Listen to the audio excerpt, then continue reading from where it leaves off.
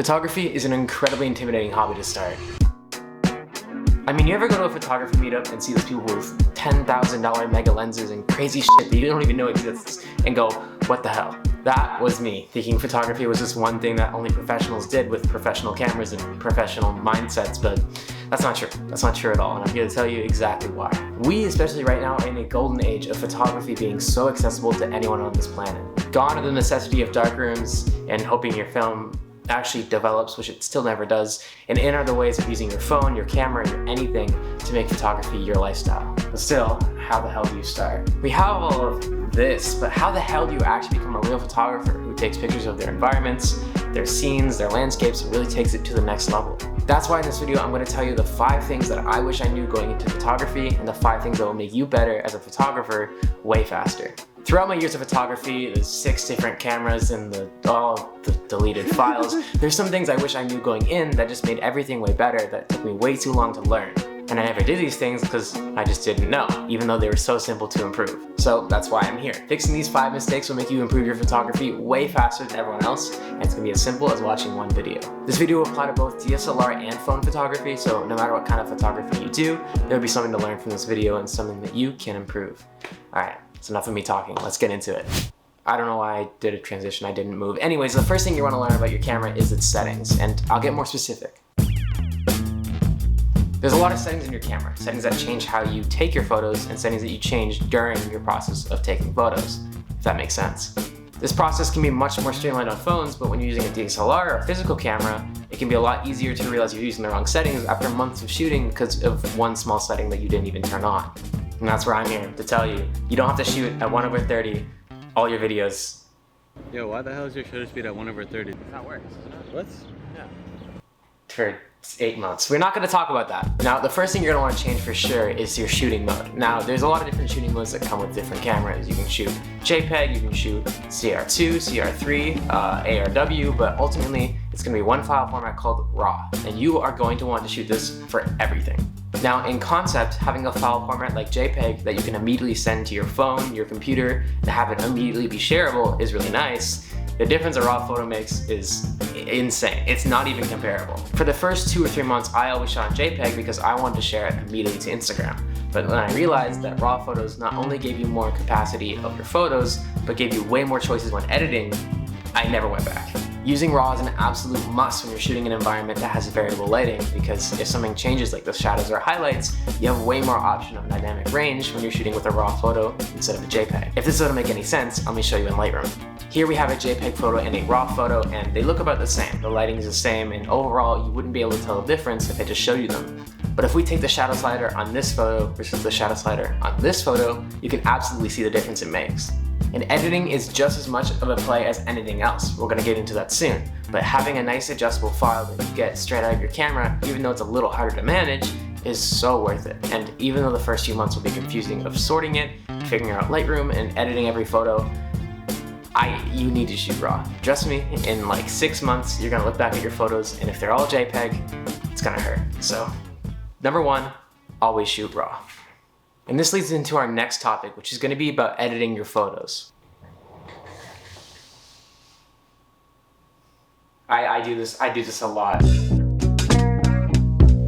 Yeah, chances are if you're seeing this, you've probably seen my videos before, and you know that editing is a huge step in photography, but I'm gonna drill it down your face anyways because it is so fucking important. Nothing I say here will ever convince you how much I care about editing, and I think editing is one of the biggest factors of my photography style. But sometimes, when you're starting out in photography, you open Lightroom and you start editing your photo, and then it just looks like this. And it'll look like that for a couple days or a couple weeks. But trust me, keep doing it. Trust me, we all have those phases. Look at, these are all I posted these photos. Having edits you're not very proud of and ones that look a little weird because you're messing with colors and editing for the first time is completely normal, and it's one of the biggest steps of becoming a great photographer. It might take 10, it might take 100, it might take 1,000 edits to realize what you like the most, but ultimately, you're gonna be so glad that you started earlier than later because it is a trial and error. If I'm talking about my own experience, I think it took me about 1.5 years to really fully realize my editing style, and I'm still changing it to this day. I like to think about it as cooking. Let him cook now!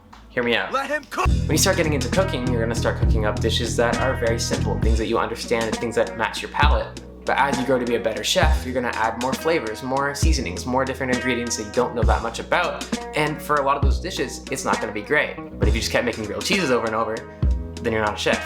You're just doing what you know. It's sometimes you wanna have that simple, easy dish, but sometimes you wanna really expand and make that really fancy grilled cheese. I don't know what the fuck I'm talking about, but just edit your photos, okay? Understand it's okay to be bad. That definitely didn't pick up with the mic, but it's okay to be bad. I was so shy for so long. It's so normal.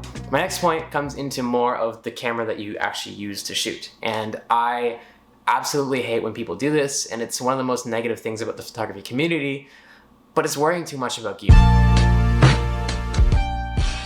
Now, I'm not gonna lie to you, there is good cameras and there is bad cameras. But that's not all gonna be the reason that you're good or bad at photography. A camera is just a tool, that's a fact. It is your knife, it is your baseball bat. It is the one thing that just helps you create what you wanna create and not much more. You can spend so much money on a crazy camera, $4,000 or $5,000 getting 40 megapixel, insane aperture lenses, insane stops, and then some guy with a camera on his phone does photos that do better than you. And you might go, what's wrong with me? The truth is, it's not this, it's this. That was so cheesy, that was so cheesy. A $4,000 camera will not make you any better than someone with a $400 camera.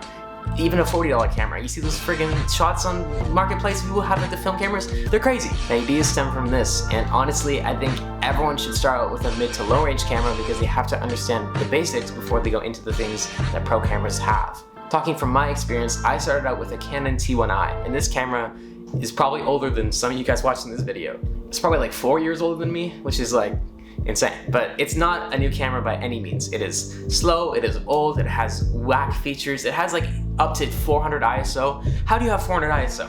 That's just have 100 ISO. But none of that mattered. It's the reason you're watching this video right now, it's the reason I'm doing photography full time, and it's the thing that took these shots. And I mean, like, this camera's worth like $100. And of course, don't feel bad when you start getting better and you want to start upgrading. I got this Canon R8 this year, and it is an absolute game changer. I've loved using it for video, which I never used before. But don't think that's the thing you need to start with. Get yourself a beater from Marketplace, like a T5i, T6i, get yourself a nice lens that has range, and then get yourself in an environment that you love, because that's where you're gonna get the best shots, and that's where your camera is gonna mean the most. And it doesn't matter if it's a bigger megapixel or a crazy sensor, trust me. And that leads me to our next point, which is into what you're actually shooting. Now here's story time. I got a camera at the end of 2020 and I was absolutely bored out of my mind. I was playing Bed Wars for like 18 hours a day, I had no school, no aspirations, and I felt completely bored. So what I do? I found the old camera that my dad had in his basement and I went, fuck it. I used to live in a much smaller city. I wouldn't say it's a small town, but it's definitely nowhere near the cities that you would have crazy photographers from. It was just some random town where I grew up, and that's all I had going for it. There was no mountains, there was no scenery. It was basically just a flat open area with a bunch of houses. But it was COVID, and that didn't really matter to me. I got on my Facebook Marketplace bike with my friends and brought that camera everywhere for the next year. No travel, nothing crazy. I was still in grade 10 at this point, and I loved it. I got some shots that I'm still proud of to this day in this town that absolutely changed how I thought of photography. My first year of photography was just me documenting my boredom of COVID with like my friends when I was 16. And that is my advice. Be 16 in 2020. No, I'm just kidding. Get yourself out and just do things with your friends and just have fun with it, okay? People think to like get good shots, you need to go to like Iceland or some crazy places and have this insane gear and insane mindset to it. No, like absolutely not. I use my camera to document memories, document my friends, document the moments that I lived through and make them beautiful. And I think that that's something that you guys might relate to as well. So do it. Doesn't matter if you're in some small town that has nothing of note to photograph. Doesn't matter if you're in high school or middle school. Just go out with your friends, with your loved ones, and just take pictures of things that you personally love. Some of my best performing videos I've ever made have just been videos of me with my friends going out and doing absolutely nothing and just walking around with our cameras. But that just connects with people sometimes stronger than anything else can. One of my most liked photos of all time is literally beside my elementary school in the middle of nowhere. It doesn't matter. People will connect with it if you have a vision and you have that passion for it. And possibly the most important but most hard one to realize is one thing. Realize it's okay to suck ass. Okay, hear me out.